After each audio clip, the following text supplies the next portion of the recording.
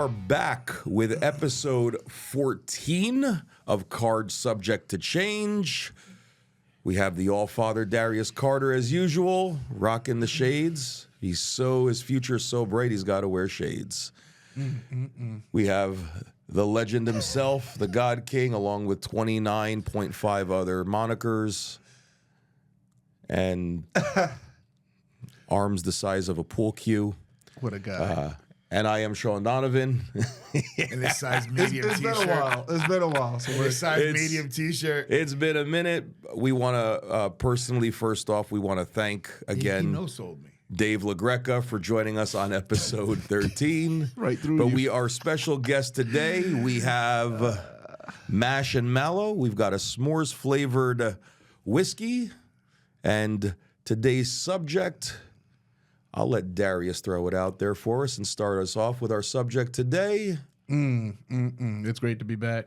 We are here talking about influences, things that inspire us as performers. I get that question a lot, get messaged a lot. Darius, what makes you tick? Where do you draw motivations for Darius Carter? Where do you get these ideas from? So I think that's a great thing to cover today, gentlemen. I think with all the years of experience and the fact that we've started one way as characters and evolved over time, let's get a whiff of that, by the way. Firstly, we wafted it. That's some good shit. Yeah. Learn that one. You know what I mean? This was a science class now. But we got All right, to I be listened careful. to- We Miss cannot Anderson, I have the listened to gorilla you go in eighth underwater grade. today again. Yes. We're in trouble. I listened to her. Keep that a little far away from me. So you start us off, Darius. What were your, how did you start off understanding I knew it. how to Silky smooth. influence? Velvety. Just presses against the lips. It's just fantastic. But I guess inspirations of character. So I always grew up loving the villain. I always grew up loving the antagonist. I always was curious what made them tick. So when I saw Lion King, I loved Scar.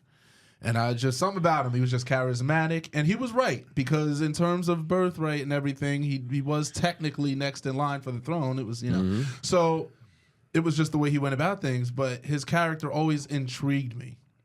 And I always felt when he died, I always felt bad for him. And I was like, oh, what's that feeling? And that was interesting. So characters like that, I always liked. So you'll see elements of that, elements of,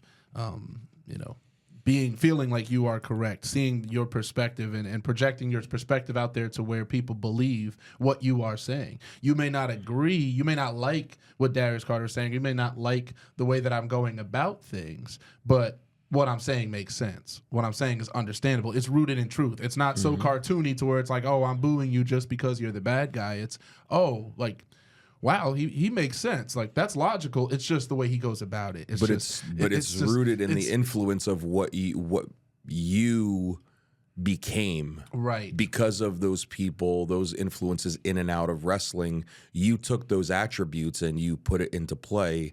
And a part of all those attributes, even though I'm sure more now than ever, because as you've evolved in the industry, you are more yourself with the volume turned all the way up. But all those influences still play a part in who Darius Carter is when he walks through the curtain. Absolutely. Yeah. Just watch things. And I always tell people, watch movies, TV, watch things in depth, not just from is this entertaining, but look at the characters, look at the story they're trying to tell you, and find a connecting point. I always try to, when I'm watching a movie, I always try to, and I'm a big movie person, a big film head, so I love to look at it in terms of a story. All of it's a story. All of it is storybook. It's everything could be related to professional wrestling. Any movie could be related to professional wrestling. People relate Scarface to professional wrestling, Rocky to professional wrestling.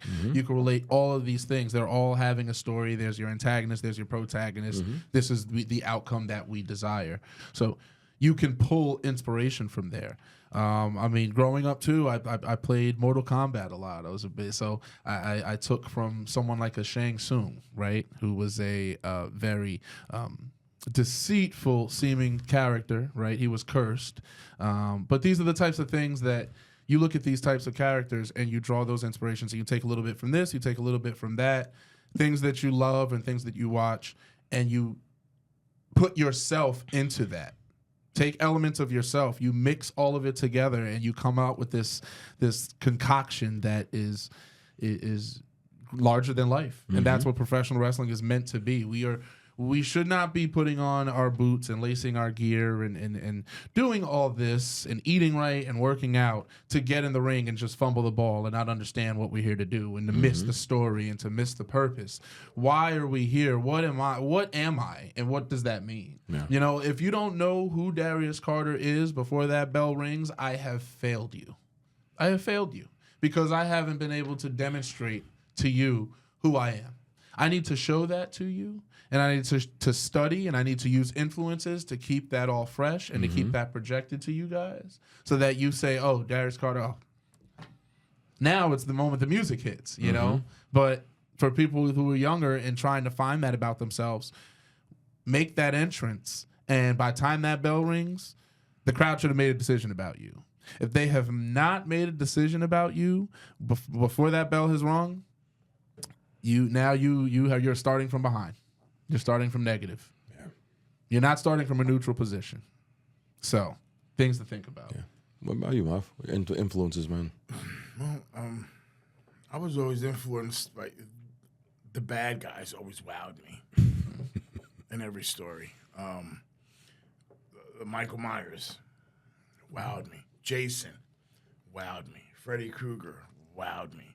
You know, it's always the villains. That wowed me. Even in like Abbott and Costello, right? It was always what they were up against. Yeah. That wowed me. You know, but they were funny, but it was also what they were opposed to. Yeah. I was a big fan of like Sanford and Son, Red Fox.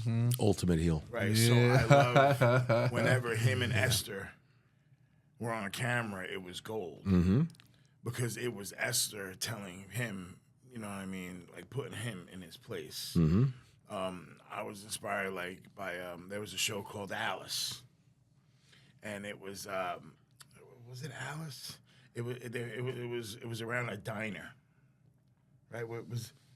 Yeah, Alice, I know. Yeah. And Mel was the owner of the diner. He was the cook, and Alice was the struggling single mother that worked long hours, but.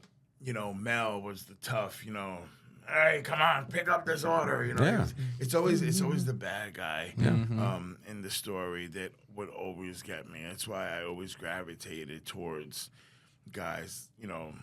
Like, there were so many layers. It was like an onion. It was like peeling it back. That's what was so interesting. Like I always felt like a lot of times, you know, your good guys, well, your good guys, you know, they look good. They everything they needed to be. And that's pretty, okay, well presented. But the villain just always felt like it took a little bit more. Yeah. It always felt like you needed more explanation or more exposition as to why that character was there. Because otherwise it was like, oh, you're one note. You're just there to get beat up. Well, yeah, clean cut, you know, baby face in a story of a television show, right?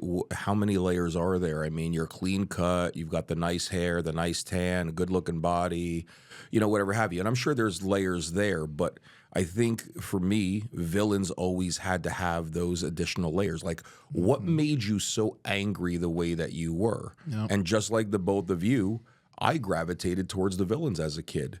But for me, I gravitated toward them because of the way I came up in life. I was bullied all through childhood. I never got to experience what that power was, or why did those individuals want to have such power that they could influence and bully somebody to a point where they felt hopeless. Right. I always wanted to understand that power because I always thought, well, if I had that power, what could I do with it? Right. So when I would watch wrestling, I would equate it the same way. The heels were always bullying the villains. If the babyface got the win, they got ambushed backstage. The heels got their heat back by bullying them. But then at the same token, like Mav just said too, I was a big TV kid. Used to watch all the shows. Sanford and Son, Jeffersons. Like, come on. Mr. Jeffer, you know, and Wheezy, you know, to me, like, and one of my most favorite villains of all time, and technically he's really not a villain. He's actually a babyface. Archie Bunker. Archie. Well, he's one too, Bunker. but Al Bundy. Yeah, And right. you He's talk in about that influences. category. That's where I got a lot of my quick wit from. How quick he was with an insult, and how entertaining it was. And yes, we're talking about a way different time than we are now. But people would always say, "Well, Al Bundy's he's the villain. Is he really the villain? He's still the guy that's the breadwinner of the family, and he's still putting food on the table, even though his life is miserable." Yeah, but he would come out of pocket. He would turn into a badass if somebody fucked with his family. Exactly. Yeah. So, but that's so you had that element there. Only but he was could fuck with his family. Right. Nobody else could fuck. But that's the same thing. Like you look at when George Jefferson would interact with Archie's family, right? You couldn't say nothing. When they would cross. Yeah. Yeah, when they would cross over. Yeah. Then it was the Those fight are the between. fun times about the sitcoms, man. But then you say yourself- But the crossovers real feud was with Willis Yes. upstairs. I wish they crossed over Yeah. with the Golden Girls, but that's a whole other thing. Yeah, but when you talk about but influences has always been was something I was taught early on in wrestling. My coaches always told me, don't just look at pro wrestling. Look at look outside of it. everything outside that. What are the people that influenced you in the real world for multiple different reasons? Which is why I always tell students, find the wrestlers that you want to emulate, but you have to be realistic about size and all that type of stuff, right? You can't be 5'4" and wanting to work like the Big Show. So you take those elements, then you take the elements of people in the real world that have influenced you, right? We've all had family members that are quote unquote characters. There's always one that you can emulate from. A big person for me as I grew up as a teenager watching HBO was Mr. Bean. Because that's where I got a lot of my influence of facial expressions. Rat Race was one of the finest movies that was ever One made. of the greatest stories ever told to me was Rocky. Yeah.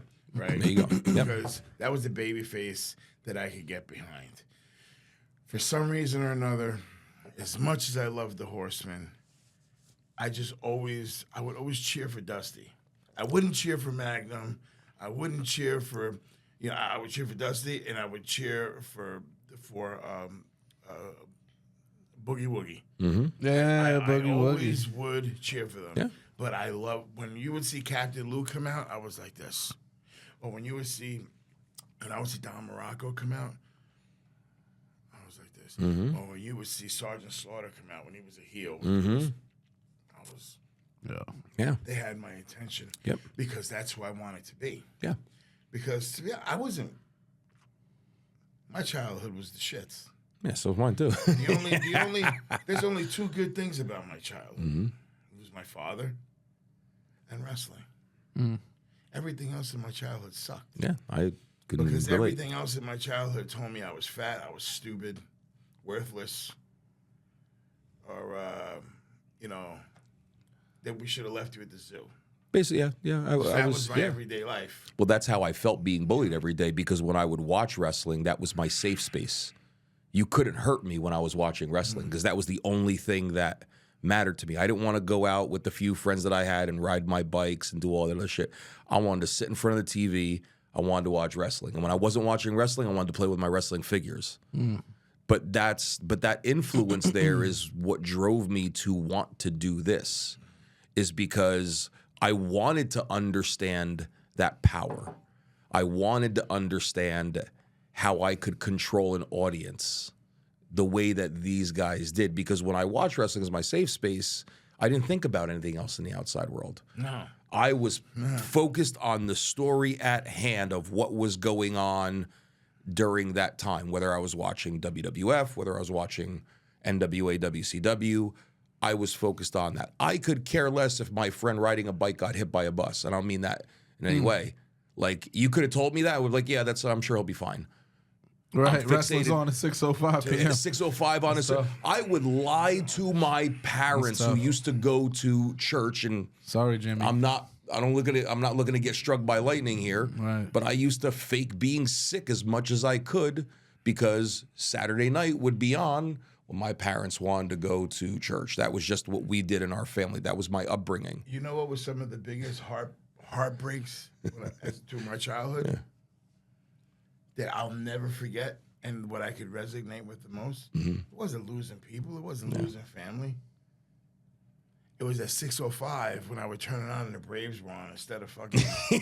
Oh man, You got healed out. Saturday night. Yeah. Bro, I would get Yeah. so heartbroken. Yes. I would want to almost. My Yeah. television championship match with Lord Steven Regal was supposed to be on, and I'm Against watching Ricky this dude Steamboat, against yeah. Ricky Steamboat, But, and yeah. I'm watching this dude with, and he's on first base. Can we roll? Can we Yeah, look this up? but it was the same thing like MSG understand Network that. as a teenager, right? You would see, man. you'd have to go through the cable channel that would scroll down, Come on.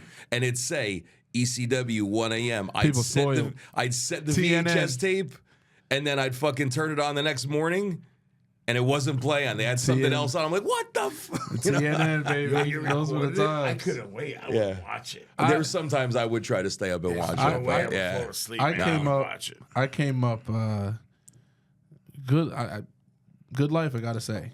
A very scholastic. So I went in through the education. So I was very, very about that and went all the way through school. And Maff can't even spell scholastic. there you go. I'm not stupid.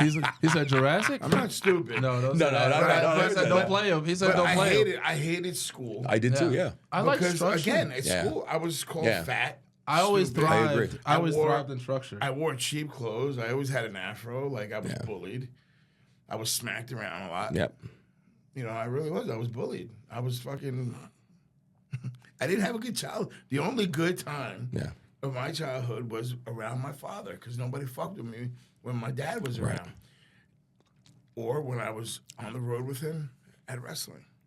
But the three main elements for the three of us was I'm sorry, dude. I cut you off. No. pro wrestling, and again, I blessed that you had a incredible upbringing. Well, But I mean, with- what brought me with wrestling was wrestling to me is like the ultimate art form, and it's the ultimate sport. And when I found it, it was with my great grandmother, and we used to watch it every Sunday. And we'd go. I remember how our house looked. or the apartment rather. I remember going up the elevator, and she would be at the end on the right, and I would be sitting Indian style on the floor, and she would be sitting in the rocking chair. And she always had wrestling on. And she was always she didn't really like the good guys. She definitely didn't like Hulk Hogan. She like the heels. Oh man. Yeah. And she was and Ric Flair. And for me, when I saw Rick, Oh, she was a smart when woman. Yeah. when I saw Ric Flair, you have to understand something. I might have been 3. When I saw Ric Flair, it's like synapses flaring. I mean, it's like when how sometimes they put the glitter on there, and to me it was like the lights would come on. Yeah. Everything that you want, right? Looked the part, talked the part, walked the part, could beat you up.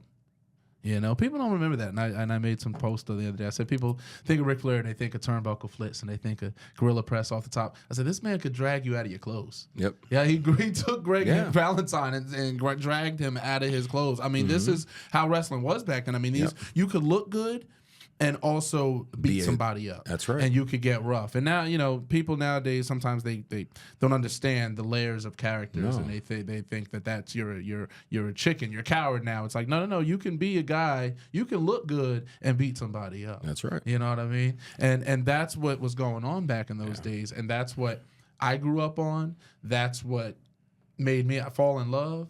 With seeing him, I said that makes sense. That makes sense that he's going out in the jets, and that makes sense that he has the limousines, that he has the championship all the time, and that of course he has friends. I was a huge Ric Flair. I mean, and everybody around him. I mean, because I like the Four Horsemen because of their connection to him, and then Tully, and then and Ole. Flair and all was those on things. camera. I was in awe. Inspirations, and this is what I mean, is you should be inspired. If you are a professional wrestler in the game today and you lack inspiration, then don't put your gear back on until you find it. Go watch a tape, go watch a match, go watch a movie, go get inspired, go feel, because wrestling is all about feeling, and everything that created Darius Carter is from the things that I watched growing up. Darius Carter is an amalgamation of all of these things, these movies, this TV, this life experiences that I've gone through. You know what I mean? Just because you come up good, you still go through things. You still go through situations, and you still have to be prepared for those situations. I've always wanted everything, the lust for life. I had my friends, and I had wrestling, and I had school, and I just took it all on. And that's just the type of person that I was and the type of person that I am. I just take it on, and I take it on. And with wrestling, I could not stop. I knew that was the passion, and everything else outside of it, I connected to wrestling. You know when I had questions? When I went to Garden State, it was a store on Broadway in Bayonne. That's where they had like the local news. They had all the newspapers and all the magazines. You remember the newspaper stores and all the magazine stores, man? The local sweet shops, they used to call them. They used to have the vinyls and stuff, I man. opened one Those up were and the I saw a times. picture Borders. of a guy that was dressed just like Rick. Had a belt just as nice as Rick's. And his name is Nick Bockwinkel. I was like, Nick. what is going on here? Who is this guy? Yeah. Come on. You know, so then, like, I was just Come on. that was incredible, man. Then I was like, okay. Come on. Oh, so he's that kind of bad guy. You know, so he's like Rick, but he's more eloquent. This guy doesn't even yell. No. Yeah, he doesn't scream. He at just all. Sounds like your principal at school. That's what Nick Bockwinkel did. He verbally beat you up with his lingo. Yeah. Gary Hart. Same he way would too. verbally kick your ass. he would. But then he wrestled like he talked. Thank you, and that's the difference. So when you talk a certain types of game, that's the thing, guys out there. When you're doing your promos and you're doing your talking, if your talking doesn't match your walking, then your act is funky.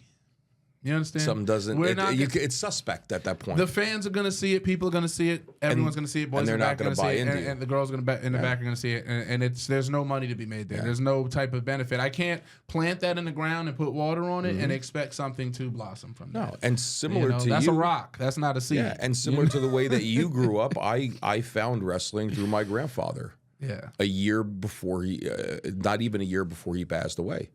You know, he used to sit in front of the TV. My family was off the boat from Italy, came here to make a better life for themselves. My grandfather would sit and watch Madison Square Garden Network. And of course, like every other Italian in the 70s and 80s, Right. that was their god, Bruno Sammartino. Because I would be playing with my toys and I would hear my grandfather just yell at the TV. My grandmother would be laughing while she's cooking dinner or whatever. And I just remember walking to the TV one day and seeing him watch it. But I remember the exact match I watched that day. It was Baron Miguel Cicluna against S.D. Jones. There it is. Special delivery. And I was captivated that instant of why is this man able to get these people to jump out of their seat and yell and scream. But then here's this other scrappy guy in the corner who's just got two fists. I don't know what I'm thinking at that age. I just know it's captivating and I can't turn away. Right. All my toys are on the floor over there, and it never stopped. From that day, it never stopped. I never once took a break watching it all through when I started. That's all I cared about as a teenager. That's probably why I didn't get into relationships till later on, because all I cared about was wrestling, because I knew that nobody else that were my friends understood it or liked it, but I didn't care because that was my safe space. That's all I cared about. I would go to the magazine shops every month, and I'd pick up my magazines every month. My WWF magazines, Pro Wrestling Illustrated, The Wrestler, all that, and I would just sit there and I would flip through and just read and read. I used to read for hours at a time. My mom could go shopping. Let me ask you a question. I'd sit there and read. Why are the three of us so different? We're different, but we're also uniquely similar. We're different because we're the same.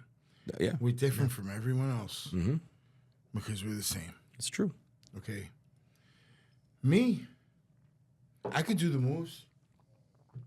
I could go out there and do the moves. But for what? I am a heel. Let the baby Do the moves. shit. Yep. Yeah, man. I have this.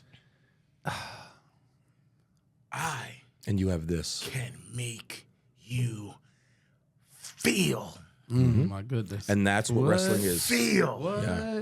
What? I don't have to be like these flippy-do motherfuckers. Right.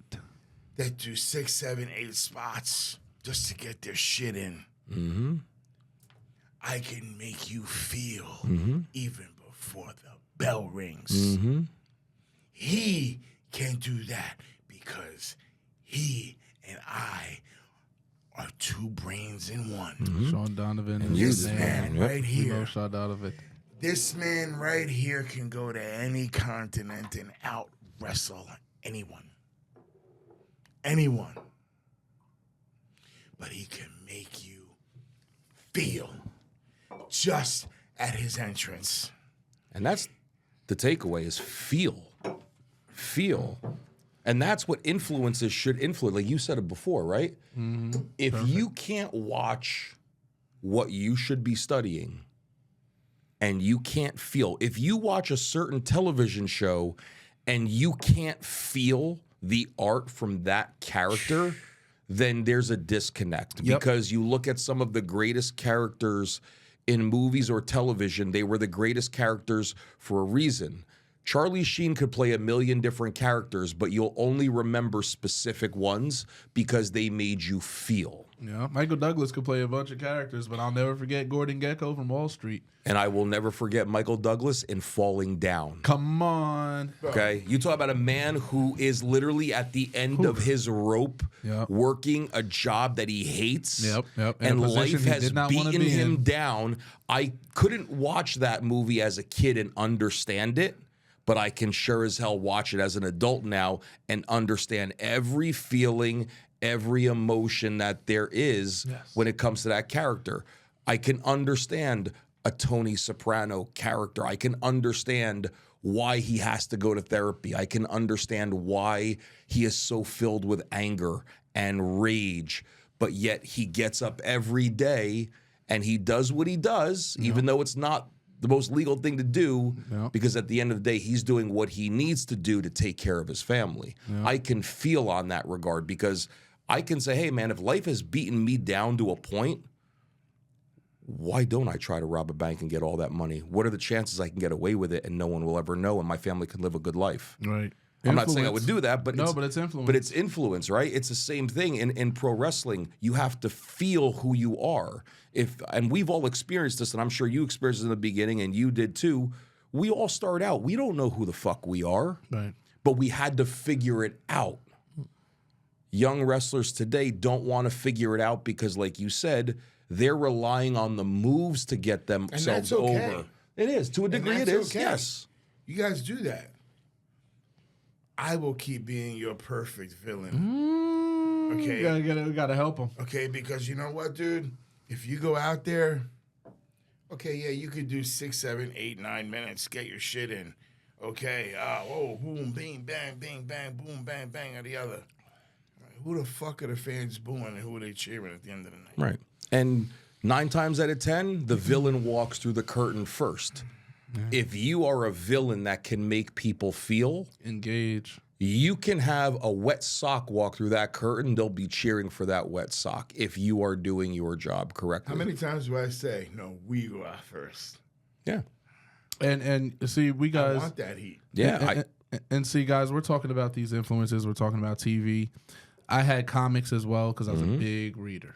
Big reader. Love to read pictures, all that stuff. That's right? awesome, man. Big time reader. So like before it was dinosaurs, all those things, right? And then when comics, it was I love the X-Men. Same, Right. Same for me. So when I'd look at like Magneto, right, and he was a mutant but a Holocaust survivor, and he said, "Well, Layers. how are you going to trust if humans are going to treat each other like Wait, that?" Magneto was a Holocaust guy? Yes. I've never read one See? comic in my life. It was, bro. I told you man, I had a fucked up childhood, bro. I'm I used to serious. love I'm not to. kidding. When I tell you that, like, education was like, I don't know what my life would be without it, because for me, it made so much sense. You know what I mean? And that's like how we talk about different walks of life. Right. For me, education was like, oh, this makes sense. I can understand why I'm learning this because this is all stuff that I use later in life. Everything that I've learned in school, I can say I've applied in life in one facet or another. That's why I was able to talk about wafting and saying, oh, 8th grade, Miss Anderson, science class, because that's how connected I was with school and with reading. I was a big reader. So I'd be in a amongst people in the corner library. Boom, boom. Always found a time, 2 hours, hour, 2 hours, bookmark, boom, come back to something. Because I always wanted to know story. So the more stories that I had in my head, the better life was, right? Because here's life, here's a story, here's this, and I could take all these things and apply them to life. It's like living multiple lives in one. Well, and because you're reading about all these different stories as you're living your own life.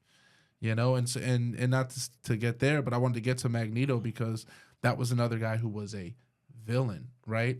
Who he said, like, we have mutants, we have to strike first because you're going to prosecute us the same way that you prosecute yourselves as humans. Magneto was the guy in the green. No, it was the green. He had the helmet. He had the helmet with the cape. He was able to know. Cape? No. It was red with blue. It was red and a blue. If you were talking about the comics, right. But he used to. If I showed you a picture, you would be like, I think you would know who it was. Green is Doctor Doom, and that's another guy he was always beefing with Spider-Man. That was Spider-Man was beefing with maybe thinking of Venom. You think about it. There's a few different guys. But no, Dr. Octopus too. Dr. Octopus was green. Yeah, he was green with the four tentacles. Yep. But the whole point of it is they're all characters. Yep. Right? No matter what you watch, it's characters, right? For me, it was reading about those characters, though, because they're villains, they're already larger than life. Right. So I would take those aspects, apply them to wrestling, and then say, well, how do I basically create this thing that I think will be something unlike wrestling has ever seen. Right. How do I create a character the likes of which has never existed in a sport where you've seen everything before?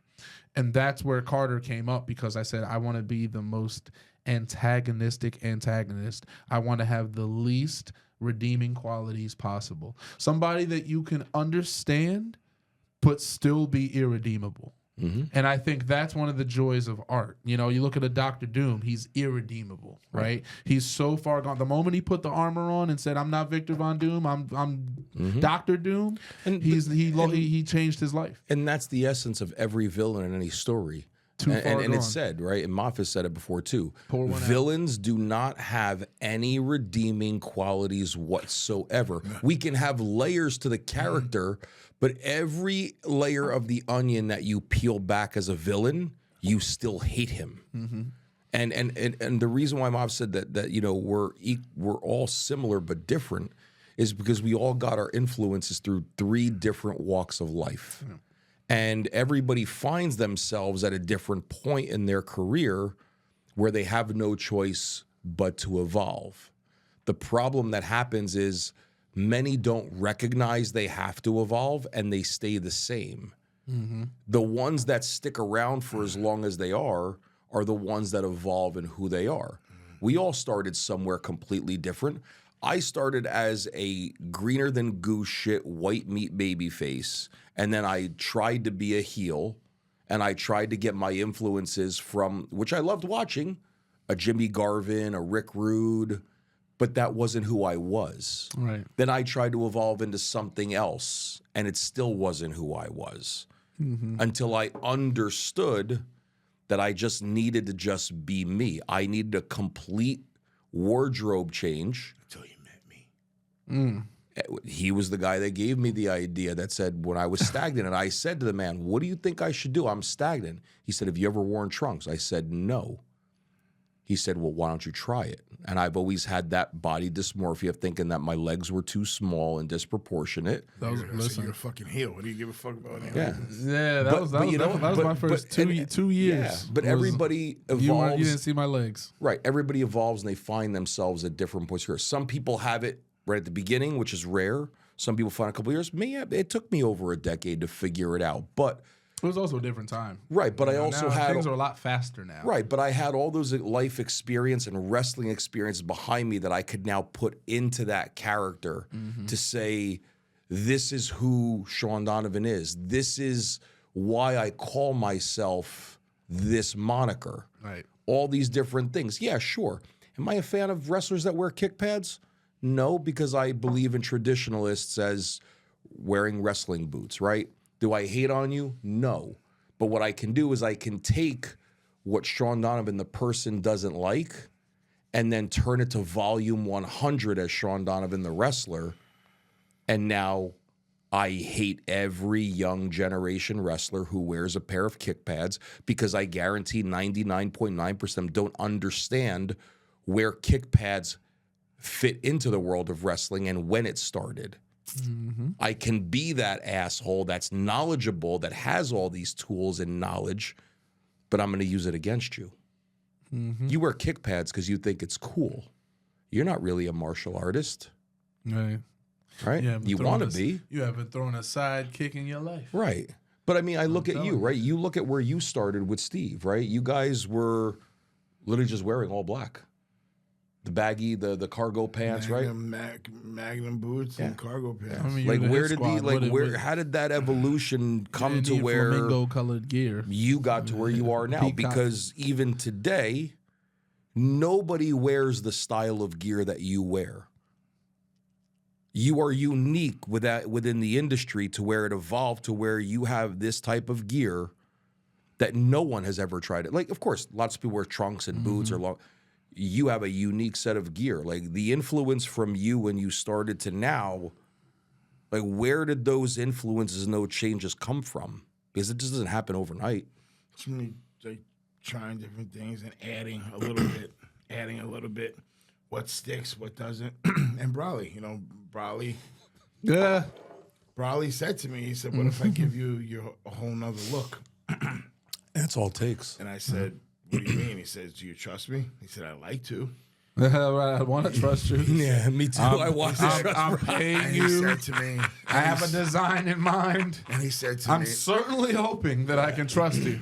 and he said to me, he says, well, You're named after a Dragon Ball Z he character. says, we're going to give you a new I look. hope I can trust you.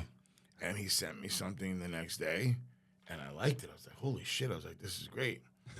But I was scared of, like, I was always scared of wearing something tight. Me too. And, like, it just took a little bit. It took a little bit. It took a little bit until, we are where we are now. And that was it. And it's just taking a chance on yourself, too. I think a lot of times the wrestlers of today, they're afraid to look at influences because they're just so hell-bent on, a lot of them are hell-bent on just doing the moves that they don't recognize on how to create a story. But you can't create a story unless you have a persona that people can invest in. Correct. How do you develop that persona? It's all of those influences within and outside of pro wrestling. Like my influences to my gear and everything is, okay, I started when I transitioned to plain trunks. Then I got, some old school idea stars on the back. Then it evolved to a logo. Then all of a sudden, instead of having plain knee pad covers, I added logos to them. Instead of plain boots, I did two-tone boots. I added a logo. I went from a leather vest to a jacket to I never a knew cape. of a gear maker. Me neither, Until yeah. he introduced himself to me, and I was like, wait, you do what? Yeah. I was like, oh, wow. I Yeah. was like, and you would do that for me? And I had one plain gear I maker that was just a local costume designer, so she didn't know how to do all that. So that's the other part too, right? The influence is not just networking; it's now finding these gear makers and these boot makers and developing a network around yourself. And you start to see like the influence I started getting for different boots as I started looking at a lot of Lucha Libre. Right. The boots on some of those wrestlers, some of the finest crafted boots I have ever seen in my life. And I'm a boot mark. Yeah. I'll send him 12 o'clock in the morning. I'm scrolling through a guy's page who makes boots. I'm sending him pictures like, bro, look at this shit. This is ridiculous. Fantasma has the sickest boot game. Oh, in my the game, goodness. bro. And of course, what did I do? I found his boot maker and I ordered boots from it. And they're the best fucking boots I ever had. Bless you, Kevin Knight, because Kevin Knight had great boots. And then, let me tell you something. A proper pair of wrestling boots. Like that's why I take pride in mine, because when I see a photographer take picture of just particularly my boots, which will be curved at the top a particular way because they're not just flat, right? So it's curved. Then with the DC, and I said, okay, somebody's paying attention because this all is done for a reason, right? Everything is done for a reason. The trunks, high-waisted, the which is done for a reason to let you know that I'm old school, right? To let you know, okay, here comes tradition. Here comes okay, his style is different. This guy looks a little. What's and going you on? don't change. And you know what I mean? And that's the constant, and that's what works. And then so it's the thing. So I'm the person that you expect, but you can't predict. You know, the day And you wear that's white, you're gonna fuck everybody up. Yeah. That's why it's weird when I see you wear the gold every now and then. It's odd. Wait, It's you wear gold? Oh, I've worn it. Yeah, It's odd. It's very rare. Serious? The golden Carter. It's yeah. I've never seen it. It's Yeah. very Gold weird. tights? It's very weird. I've Yeah. never Gold tights and the knee pads. I've always seen you with black. And the black. Yep. Right. Always, Yep. always, The gold always. is like the big. I've saved. Oh, it I for- just popped. Just Yeah. when you said that. I saved it. I had it against Lee Moriarty. I had it against. Yeah, I've saved it. That was like a stage AE, and that was. But like you said, there's influence there There's from influence. different things and how you look at we talk about everything that wraps into a persona and a character of influence. It's the influence of the gear that separates who you are, right? Yeah, how I there's started, everybody too. there's lots of people wear wrestling boots, but in all honesty, unless you're buying stock boots from a company and you're doing custom boots, no two boots are really alike. Never. Unless somebody's saying, hey, I like his boots, I want you to make me the exact same. Cuts are different. You'll have the back of the boots where they're a little bit higher than the front. You'll have some that have the high tongue or the low tongue. You'll have the two-tone that kind of look like spats in a way, like the Bret Hart style boots. yeah. You'll have people that'll do all white with an all white sole. You'll have people that do white with a black sole, a contrast. People who do different laces. So all that comes from an influence of people from yesteryear or just looking at different color schemes and saying, I think this would fit who I am. Let me try it. Yeah, a lot of guys wear just plain black boots, plain white boots. Then I love Dr. Death's boots. I do. Yeah, That's why I exactly. have plans in my boots. Yep. Exactly. And that you found that influence, right? So that's, all different stuff. For me, I always wanted to have a pair of like snake skin style boots because no one really did it until Randy Orton did it. Those boots are badass that you have. Thank you. And I got it from Rainier because he was one of the guys that went to Stagecoach. And if anybody knows of Stagecoach boots, Roy Bullard, who Stagecoach is not in business anymore, that was the place every WWF and WCW wrestler went in the 90s and in early 2000s. And I have my pair of Stagecoach, and they still last to this day. I've only had to resole them once. I wore those boots straight for 12 years. Yeah. But I always wanted that snakeskin leather. And I'm like, oh, you know what? I always forgot about it. I'm going to do it now. So everybody finds their influences from whether it's in wrestling, comic books for gear ideas. Everybody is influenced by something, and you have to be influenced by something in this industry if you really care about what you want to do going forward in the industry. Everything matters because when you have all those influences, like Maff said earlier, when you walk through that curtain, you should know how to separate yourself from everybody else, not coming out and trying to be the same as everybody else, doing the same stuff everybody else does. That's why I love what you do, because there's nobody on a show that makes an entrance like you do. There's nobody on a show that works like you do. There's nobody on a show that's going to look the way he does, dresses the way he does, performs the way he does. The same with myself and to us together in a tag team. I want to go into locker rooms and see people take a chance on themselves and say, hey, you know what? I know this gear is going to cost me a little bit extra, but I owe it to myself to invest in myself. If I'm going to go through all the bumps and the bruises of training, I'm not just going to rely on a gear maker just because it's cheap. Just like a professional wrestler, a promoter books on a show, you get what you pay for at the end of the day. And I've always said to any of my students, even you guys, I will always pay more for quality gear because I know it's going to be quality. The stitching's going to be good. It's going to hold up over time, and it's going to stand out over everybody else on a show. Won't fall apart in the washer and dryer. No, or the colors won't bleed, and that's like you don't see anybody on the independents wearing his gear. You'll never see anybody else with the parental advisory logo because if they do, you know that's either an homage or a ripoff to Denny because he's the only guy that does it. It's like the theme music too. Like you can't even. We don't even have to go and post on social media, hey, this is our theme. They just know. If somebody's at a show and they hear Maff's music, and it's not Maff that comes out, Because influence too, right? On certain performers on the independents, people know because the name has gotten around, the videos have gotten around. They know when the notes drop of the first couple seconds. Oh shit, is that Danny Maff? Mm-hmm. And then out comes Danny Maff Light. Here comes Jimmy Connor, and you're like, yeah, okay, I'm back to my phone again, right? I get tagged every time. Yeah, like you come out with my theme music, yep. Dun dun dun dun, and then there's and then it's just like, but that's not Darius, right? Oh yeah. But when it comes to influences, even the boys, right? Yeah. Even if I'm lacing imagine this. Imagine I'm lacing my boots. You know me very well. I know where he's going with it. And you know me very well. I'm lacing my Just boots. a little bit. I don't talk much. Lacing my boots. And I hear dun dun dun dun. I'm stopping whatever I'm doing. And I'm saying, Darius ain't here. I'm saying, he's really late. That's crazy. But I know because that song triggers me because that is you. Yeah. You, and nobody else but you. Mm-hmm. I worked for that. Yeah. Yeah. And you haven't changed it.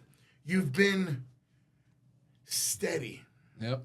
with that since I've known That you. was always what it was about. I've been steady with my song since the both of you have known me. Yep. I don't change my fucking song or whatever. When you know what I have mean? something that sticks, you stick with it. Yeah. Because you know what? Let's make this mine. Right. Let's make this ours. And what has evolved is the mentality. What has evolved, it's not always, okay, it's the look, it's the appearance, but it's also the mentality, it's the feeling. Mm-hmm. And a lot of my career, when I first started out, I just had knee pads because I went to the Dick's Sporting Goods. We all did. Right. And I didn't have gear, and I was like, well, I was skinny. And good shape, very good shape, but skinny. And I was like, I don't want to wear trunks yet. I know I want to wear trunks, but I'm not ready yet in my body to where I want to do trunks. So I did the suit. So I came out in a linen suit a lot of the times. I had the white linen or light white, and then linen, just literally a linen suit pants, over knee pads and boots, a pair of boots underneath. And I did this for 1 or 2 years. There were times where I would go out straight in the suit, and I'd wrestle in the suit pants. I would take the jacket off, had the suit shirt, take that off, watch, take it off, and then just wrestle with the knee pads and the boots under until I said, all right, let me get a little confident in the gear. Let me throw the pants, the shorts out, the trunks out, and my first pair were actually gold. And then I did gold, which my trainer had gotten for me. Preacher, we love you. And then that kind of evolved into the Darius Carter that you kind of see now. So when I first started, it was more young money, make your money, spend it, get it, give it back. You know what I mean? Party, flashing, because it's you all the way up, right? That's what it's supposed to be. And I was a very social person, still am, and so, all right, turn it up. So I was Mr. Young Money, throw it out, whatever. Villainous way, but still. And then it evolved into from money to wealth. You know what I mean? From spring to sophistication. But you to also class to evolved with that transformation. Correct. The more you understood your purpose, your transformation, your calling. No, what's the fucking statement? Your mission statement? The more you understood your mission statement, the more your character took on a life of its own. And you wrestled me throughout this evolution because you had me in 2015 where I was, so there was a lot of at first it was more, chickenish, if you will, which was like, oh, cowardly. That's when I met you. And then it was, yep. And then it evolved into because now that people have seen that your skill and they've seen you consistently and they've seen you go up against some of the best wrestlers in the world, how much more can you do this? Right. And this is for everyone, by the way. When you guys are, when we're talking about antagonists, protagonists, faces, heels, if you will, I try those terms. please understand how much depth there is to it. Some people love to just, oh, you're just good or you're just bad. There's so many different versions of good. There's so many different versions of bad. His levels And shit. if you only think that all there is to being good is the squeaky clean, white teeth, long hair, high-fiving, kissing babies, you're not paying attention to the industry where Stone Cold Steve Austin was one of the biggest earners of all time as a anti-authority, middle finger to the air. There are so many different types of good. There are so many different types of bad. Please study wrestling, study life outside of it. Stop being oblivious to the game. If you don't know something, yes, ask, but also learn for yourself. Look it up. Try and be better. You know, look at the crazy. layers and depths of so many different baby faces and how each of them are uniquely different, right? A Hulk Hogan is different from a Stone Cold Steve Austin. Not even Hulk Hogan in WWE, Hulk Hogan in Japan. Right. Completely different. Totally different. Right. Yep. A Diesel in WWF is a lot different than a babyface Kevin Nash in WCW. Yep. A babyface Razor Ramon is a lot different than a babyface Scott Hall. Yep. Now you take it a step further. Look at some of these other characters. A babyface Dusty Rhodes is very different from a babyface Magnum TA. And Maffle same Pop, year, 86. And Maffle Pop for this one is completely different from a babyface Glamour Boy Shane, who I never knew of until this fucking guy turned me on to him. I had never seen an American babyface. I cannot say an that American babyface in Puerto Rico. Who was more El over Grande than probably Americano in was reverse. literally the Hulk Right there with Hogan Carlos. of yeah. Right there Carlos with Colon. Yeah. Carly Colon, baby. Like an Carlos American Colon, Savio Vega, Glamour Boy Glamour Shane. Boy Shane. So you Right look at there, all man. these different layers. So yeah, you're right. Wrestlers, when they study baby faces, you can't just say that, okay, I need to have redeeming qualities as X, Y, and Z.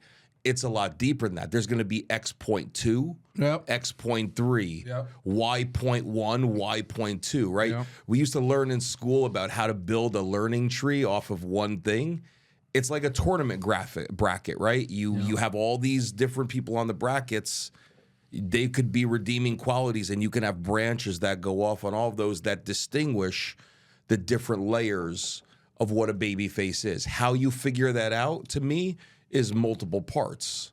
It's one part, what is your real personality? Who are you? Part 2, what are your influences? Part 3, what are your inspirations? I would do anything to wrestle with Glamour Boy Shane. You're right. But those inspirations could be, was it a book title? What is it? Was it a character within the book? Was it the person who wrote the foreword? Right. That could be a lot of things. You look at villains, right? You can say, oh, well, Freddy Krueger was just a nasty villain who haunted people in their dreams. What's the backstory to Freddy Krueger? What are the layers of Freddy Krueger? Why did he get burned? How did he get burned? And what is his reason for the revenge as a villain? That's what I loved about comics. Right. That's what I loved about those characters. That's what I loved about a Doctor Doom. Yep. Whose mother is slain by Mephisto, soul taken. The father, who they were out in a snowstorm, he gave his life for his son. Right. Father's a scientist, mother is a witch. Studies both. Learns both lifestyles to be the best that he can be. And then sees himself as the only person that can understand and be in a position of power. When you are so adept and you look at the world around you, you feel the world is failing you, and you feel you're the only one who understands that you can take that next step. Have we not all had that moment? Of course. Have we not? Well, and that's what Dr. Doom is. And he does it in a great on a way. babyface side, why was Dusty Rhodes so over, right? Yes. He found the middle ground of not only where the territory he was that he worked, which was all middle class individuals, Working of class. people working class, Coal miners. Sanitation workers, gas station attendants, cooks, the guy running concessions, the Butchers. guy, the custodians, right? Yep, He was a quote unquote common man. Well, because back in the day, you could relate. Right, and that's the thing. I Like think your mother, right? When she would go to the butcher, right. she knew the butcher. It was a relationship. The butcher already had the order ready. You didn't have to call. Right. Because you when come she would once go a to week. You come- church, Yep. she would see the butcher and his family Right. at church. And she would sit in the same seat, and the priest would know who she was, or the reverend would know who she was. Tradition. Common man. That was why his character was so compelling, and how he could relate to an audience. Why? Because everybody knew that they were living through him. He was representing the people in his era. That's why you were drawn to him. People were drawn to Hulk Hogan for the message. Say your prayers, train, eat your vitamins, right? But then he had that cool factor. You would see those videos of him playing the bass guitar. Oh, he's not just a wrestler. He can play music. You know, people got captivated by his audience. He got captivated by the people, right? Ric Flair had layers to his character. People hated him. Why? He flaunted his wealth. Yep. He flaunted his perfect hair, his suits. The women. He would tell you that your paycheck for 1 week could not even be compared to a down payment on a pair of alligator shoes. I spent more money on spilt liquor. Yes. And cheap women in one night. Than you've made in a year. Right. So now that common person who works 9 to 5 every day, minimum wage, they can feel the anger. Right. I'm busting my ass. Why can't I be like him? Right. So you grow to hate him. Right. That's the biggest thing about influences in pro wrestling, is that you get the ability to be the person that the person in the audience cannot be. Because we've always said it. Say that again. We've always said it. You should not look, act, feel, or be like the person sitting in the crowd, because All Father, you are supposed to be larger than life. You're going too Danny far. Maff. You're going too far. Shawn Say that Donavan. again. Say that again. Play it back. Say it Play again. it back. You are supposed to look, act, be, and feel different from the person who bought the ticket. Come on. If you look, act, feel, and be like the people in the crowd, you will never make a difference in the ring. You look like Chris and Sarah. Now, come on. There are the exceptions, right? You have a Rey Mysterio who is smaller in stature, but has a larger than life personality that separates him from the people in the crowd. He's the greatest of all time. Yeah, When I see Literal wrestlers in locker trendsetter, rooms, it frustrates me that you have wrestlers in locker rooms that are just okay with doing the bare minimum in a profession that requires so much of you in a physical nature. But that also tells me something. I'm not a psychologist, but if you are willing to do the bare minimum in a industry that you quote unquote love and is your dream, 9 times out of 10 you are doing the bare minimum in your real world. In your life. You know, and I'm not being mean when I say this, right? And I'm going to go off on a deep end and people will probably send me hate messages, right? Look at a lot of the people that have to use other means to draw money because they are in financial hardships. They're putting the same effort in their real world as they are in their wrestling, and they're relying on a third party to help them financially. When you know that the only person at the end of the day that's going to take care of yourself is you. Fact. Your parents are going to pass at a certain point, and you're not going to be able to rely on that. So if you're not putting the effort in the real world, chances are you're not going to put the same effort into what is supposed to be your dream. Do you have bank accounts? Right. And again, this is not a slight on anybody, but get educated. But it's true. So learn. The influences you have to draw. So you have account numbers? You know your social. Right. So You know? influences can Come come on. in many Where's your money coming from? different areas Taxes. of the File your world. taxes. But that's where influence comes into play. You can go on social media all day and put up all your highlight reels. What matters is when that person sees that highlight reel and they come to a show on their own dime and they see you in the ring and that bell rings, now that's where the highlight reel has to match the in-ring performance, because if not, then you are gaslighting people in a very entertaining way. And you've lost all legitimacy. Exactly. Wait a minute. This guy did all these cool moves, but like he can't, like, I don't know, he fell wrong? That's it? Ugh. Ugh. Yeah, I'm gonna go on my phone. Yeah, that's it. And let me again, tweet about this. right, Let me text about this. Yeah, and that's, to me, that is what we do is an art form, right? Bob Ross was a painter. It was an art form of what he did. Yeah. But he connected with an audience very differently through other various sources of influences from his childhood. He was high as hell. No, you got to watch Bob Ross while you're high as hell. It's the most amazing thing in the world. He was something else. That was a character. Happy looking trees, baby. Happy looking trees. That boy, he looked like a white Sweetness. You From, know what's weird, man? I watched a lot of him. Nah, we don't. We love Sweetness. I did. But just to rattle off a couple of names. Mm-hmm. Adrian Street. P.S. Michael Hayes. Come on. Atlanta, GA. Yes. Come on. Gorgeous Jimmy Garvin. Come on.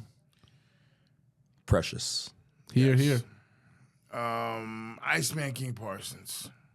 World class. Rene Goulet. Frenchie Martin. Superstar Billy Graham. Magnificent Morocco. Captain Lou Albano. The Great Wizard. The Grand Wizard, yeah. Shane from Puerto Rico. Glamour Boy Shane. Yep. Coco Beware.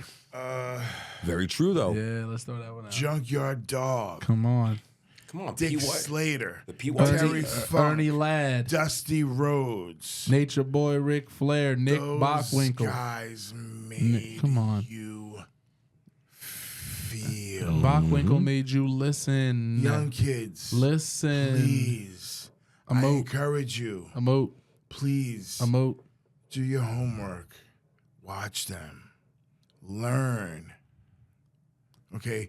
We don't have to go out there and do a 6-minute shine, a 2-minute heat, and then another 6-minute go home. Of you just bumping. Guys. Bumping people around. Come on, let's be smart. Wake up. What do people see? What do people look at?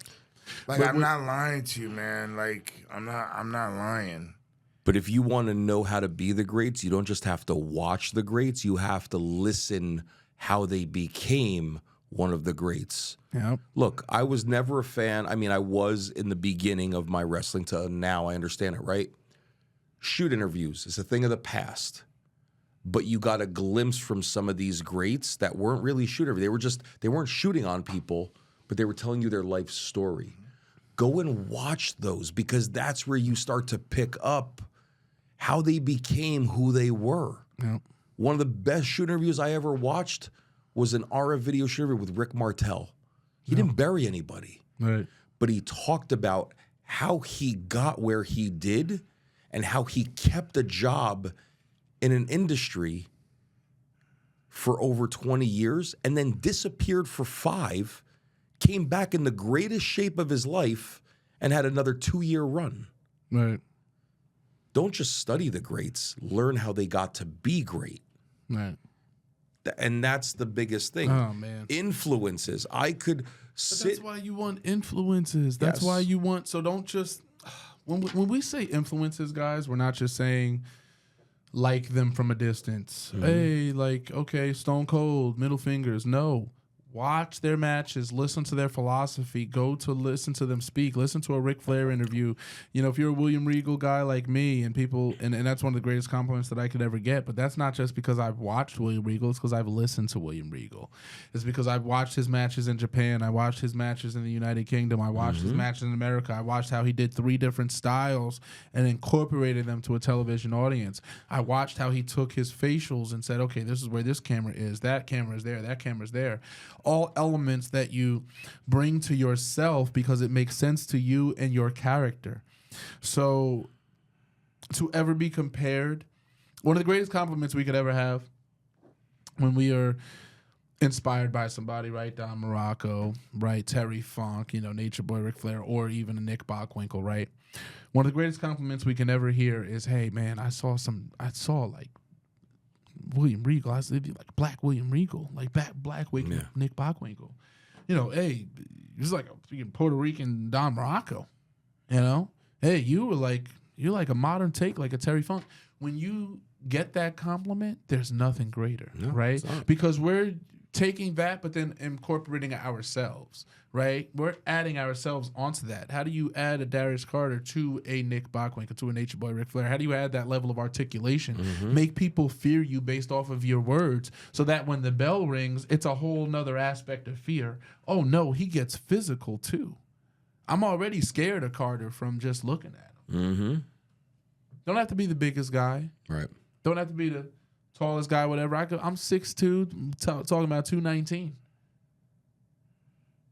But I can put that intimidation on you because you believe everything that I'm giving, everything that I'm exuding. It's an entire package. It's the aura, right? To where now if I don't wrestle like that, then I'm shortchanging the crowd. But you're also the type of heel that isn't too afraid to let the baby breathe. Yes. Let the baby's gimmick breathe. All right. If you work, how many times have I worked you? You're not backing off. You're not carrying off. You're not stupid either. Right. But you also have told people, and I even have told people, you have the playbook for wrestling Danny Maff. I have the blueprint. Okay? You have the blueprint because I've analyzed every aspect of his game. Me and you is a perfect style. It's a perfect style of clashes. Yep. You know, and it's a perfect storm. Right? Pro Wrestling Magic's greatest championship matches, which he'll even tell you, but that's a whole other thing. I didn't, just saset it out there. I mean, you're, I didn't mean to say that with you because you obviously had. But in terms of what we had, man, oh man. I mean, I'm not afraid to sell because you have to sell. You have to. What are we doing if we're not selling for each other? Right. What are we doing, man? Well, that's the art form. I look at someone like that. So when I see, my name's on the run sheet with somebody. Okay. Let's get real, guys. When we're wrestling, right? We see our name on the sheet. Our name versus X, right? That excitement should be there. Because we should be excited to want to make a story with that other person. It should never be, oh my God, I gotta wrestle. Oh my God, I'm wrestling him instead of this guy. Understand why that match is happening, and then see how you can make that recipe come out to the greatest cake souffle that you can ever possibly make. Right? Make the best, and Dan Ma, he's talking to me in private and said we can make chicken salad. Out of chicken shit. Come on. And how do you do that? When you say, and I'm a big Walking Dead person, so I'm one of those people that, how do you take the little things that you have, the few things that you have, and how do you put it together? I got a wrench. I got some extra bubble gum. I got some whiskey. I got a wooden panel. And I got a long branch. And a rope. Let's make sense of it. Come on. Come on. Friday night, somebody said to us, I love it how Danny's just sitting there chilling. Come on. I said, no, I'm not chilling. Nope, I'm like Darius Carter Cook. Let's go. Before we go into that, we're kind of, let's save that for the next episode because I want to dive more into that. We were cooking. But hey, I want to dive more into that story, but something that I'm very proud of. Please. And these are moments like it's like, yo, why are you still doing this? You're deep in your 50s, bro. Why are you still doing this shit? What keeps you ticking? Or 60s or 40s, depending on what day it is. Why? You understand? Like, what's the I'll payoff? probably 35 What's the in a payoff for second. you, Don't bro? get confused. NXT ain't calling me.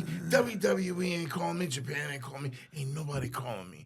I'm here because I love this shit. It's passion. I'm here because I love this shit. I want to leave this better than when I found it. Okay, we just had a match with these two young gentlemen called Miracle Generation. And the greatest gratifying moment of that night. Kylan King, Dustin Waller. I'll shout you out by name because I wrestled you when individually. they said to me, "OG, that was amazing." Right. I said, that was amazing. And man, they were having. It was at a point where, and I don't want to peel back the curtain too much.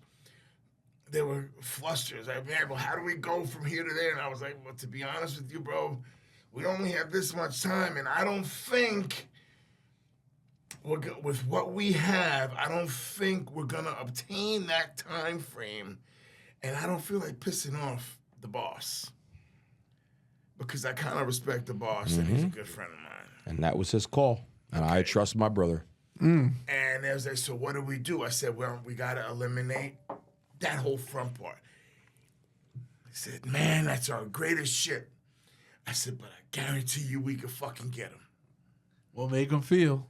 And we'll get Will it the again crowd on a love you? sequel. Will the crowd love you? I simplified it. Big blam, boom. The pop on that 3 count. Came out of them, man. Them boys said to me, oh, gee, that was amazing. I'm telling you. Sometimes the switch up And is that the was glow worth, up. That was you're right. worth Yes. so much to me. Yep. Because I'm saying, man, I just took a team that's hot. These two kids are hot. They can do everything. Yep. They can do anything they want to do in that ring. It's so great. And man, they just looked at me like, I feel like I gave them an experience that they didn't have. And that's the benefit. And I hadn't felt that way since I wrestled Trayvon Jordan. You know, and I was like, wow. I was like, okay. They took that. They learned from it. I was like, all right, that was cool. The man finishes it with some beautiful words. I mean, And we are going to continue. I want to continue this conversation because I know we're going down a rabbit hole. That's awesome. Yeah. We'll catch you on episode 15. Thank you for joining us, episode 14. Thank you for Mash and Malo. Study your influences. Go be your best. Love the game. We'll see you on episode 15.